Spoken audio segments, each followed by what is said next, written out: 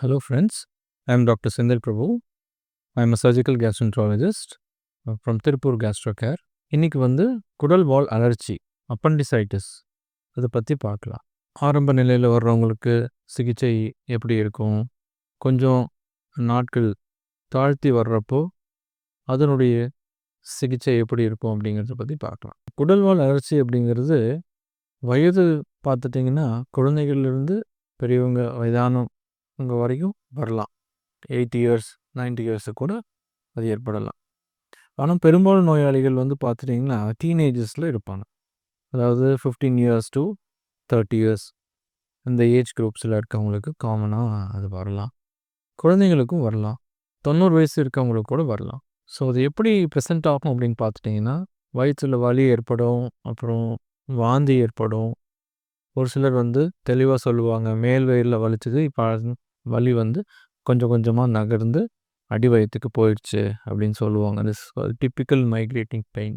ஏன்னா ஆரம்ப நிலையில் வலி மேலே தான் இருக்கிற மாதிரி தெரியும். கடைசியில் அது லோக்கலைஸ் ஆகிறப்போ பிரச்சனை அதிகமாகிறச்ச அது வலது பக்கம் அடி வயிற்றில் தொந்தரவுகள் கொடுக்கலாம். ஸோ இந்த மாதிரி தொந்தரவு இருக்கிறச்ச நம்ம நோயாளிகளை விரைவில் மருத்துவரிடம் கொண்டு செல்வது முக்கியமான விஷயம். ஏன் அப்படின்னா இது ஆரம்ப நிலையில் தாழ்த்தி வர்றது அப்படின்னா ஒரு கால வரம்பு இருக்குது இல்லையா, அது என்ன அப்படின்னு தெரிஞ்சுக்கணும். நீங்கள் என்ன அப்படின்னா வலி ஆரம்பித்து 24 மணி நேரத்துக்குள்ளே அல்லது 48 மணி நேரத்துக்குள்ளே அந்த பிரச்சனைக்கு குடல்வால் அழற்சிக்கு நம்ம மருத்துவம் செய்திருக்க வேணும். இப்படி தாழ்த்துறப்ப என்னாகும் அப்படின்னா டைம் தாழ்த்தி போகிறப்ப என்னாகும் அப்படின்னா குடல்வால் இன்ஃபெக்ஷன் அதிகமாக ஏற்பட்டு சீல் பிடிச்சிடலாம். சில பேர்த்துக்கு அந்த இன்ஃபெக்ஷன் பரவிடலாம், வயிறு ஃபுல்லாக பரவிடலாம். சில பேர்த்துக்கு வயிறு ஃபுல்லாக பரவுச்சுன்னா அந்த இன்ஃபெக்ஷன் ரத்தத்தில் பரவி உயிருக்கே கூட ஆபத்து ஏற்படுங்க. ஸோ வேகமாக பரவக்கூடிய விஷயம் அது. ஸோ அதை புரிஞ்சுக்கணும். இது ஏன் எதுக்காக சொல்கிறேன் அப்படின்னா ஒரு சில நோயாளிகள் நாங்கள் ஒன்றும் ஒரு 1 வீக் கழிச்சு பண்ணிக்கலாமா, இல்லை ஒரு 5 நாள் கழிச்சு பண்ணிக்கலாமா, இல்லை 1 மாதம் கழிச்சு பண்ணிக்கலாமா அப்படின்னு கேட்பாங்க. ஸோ அதுக்காக இதை நான் சொல்கிறேன். இது எமர்ஜென்சி அப்படின்றதுல வருது. எமர்ஜென்சின்னா என்ன, ஒரு அவசர நிலையில் அந்த அந்த பிரச்சனைக்கு நம்ம தீர்வு காணணும். அதுக்கு தான் இது சொல்கிறேன். அதில் எப்படி இன்ஃபெக்ஷன் ஏற்படுதுன்னு பார்த்துட்டிங்கன்னா உணவில் ஏதாவது கிருமிகள் இருந்து நேராக போய் குடல்வாலில் இன்ஃபெக்ஷன் ஏற்படுத்தலாம். ஒரு சிலருக்கு மலமே பட்டாணி சைஸில் போய் அந்த குடல்வாலுடைய துவாரத்தில் போய் அடைச்சிக்கலாம். ஸோ அப்போ இன்ஃபெக்ஷன் அடைச்ச உடனே அந்த பெயின் ஏற்பட்டுரும். அந்த பெயின் வந்த உடனே ஒரு வலி ஏற்பட்டு வலினால் அது வாமிட்டிங்கும் வந்துடும். ஸோ இந்த மாதிரி தொந்தரவுகள் சொல்கிறவங்களுக்கு கை வச்சு பார்க்குறப்போ வலது பக்கம் அடி வயிற்றில் கை வச்சாலே வலிக்கும். எடுத்தாலும் வலி அதிகமாகலாம், இல்லை சில பேர்த்துக்கு குறையலாம். கை வச்சு அமுத்துனா வலி இருந்துச்சுன்னா அப்பண்டிக்ஸாக இருக்கிறதுக்கு வாய்ப்புகள் அதிகம். இந்த அப்பண்டிக்ஸ் வால் மாதிரி இருக்கும். அது எந்த பொசிஷனில் வேணால் இருக்கலாம். கீழ் நோக்கி இருக்கலாம், இல்லை மேல் நோக்கி இப்படி படுத்திருக்கலாம், இல்லை சிறுகுடலுக்கு பின்னாடியோ இல்லை முன்னாடியோ இப்படி இருக்கலாம். அப்படி இருக்கிறப்போ அதனுடைய தொந்தரவுகள் அதுக்கேற்றாப்புல இருக்கலாம். சிறுகுடலுக்கு பின்னாடி இருந்துச்சுன்னா சிறுகுடலை இரிட்டேட் பண்ணி லூஸ் மோஷன் மாதிரி கூட வரும், வயிற்றால் போயிட்டுருக்கும், அப்படி வரலாம். சிலருக்கு சீல் பிடிச்சிட்டு பின்னாடி குடலுக்கு பின்னாடி இருக்கிறப்ப சீல் பிடிச்சி அப்புறம் பர்ஸ்ட் ஆகி வயிறு ஃபுல்லாக பரவுனதுக்கப்புறம் தான் தெரியவே வரும்.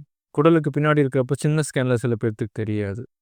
அப்போ வயிற்றில் வலி இருக்குது, சின்ன ஸ்கேன் நார்மலாக இருக்குது அப்படின்னா சில பேர்த்துக்கு அணுக்கள் அதிகமாக இருந்துச்சு அப்படின்னா அதை மேற்கொண்டு இன்வெஸ்டிகேட் பண்ண வேண்டிய சூழ்நிலைகள் இருக்கும். சிடி ஸ்கேன் பண்ணணும். பண்ணால் சிடி ஸ்கேனில் பிக்கப் ஆகும். ஸோ இந்த மாதிரி தருணங்களில் அப்பண்டிக்ஸ்னு ஒரு டயக்னோசிஸ் வருது அப்படின்னா டக்குன்னு அதை ஒரு முடிவு எடுத்து நம்ம ஒரு டெசிஷனுக்கு எடுக்கணும்.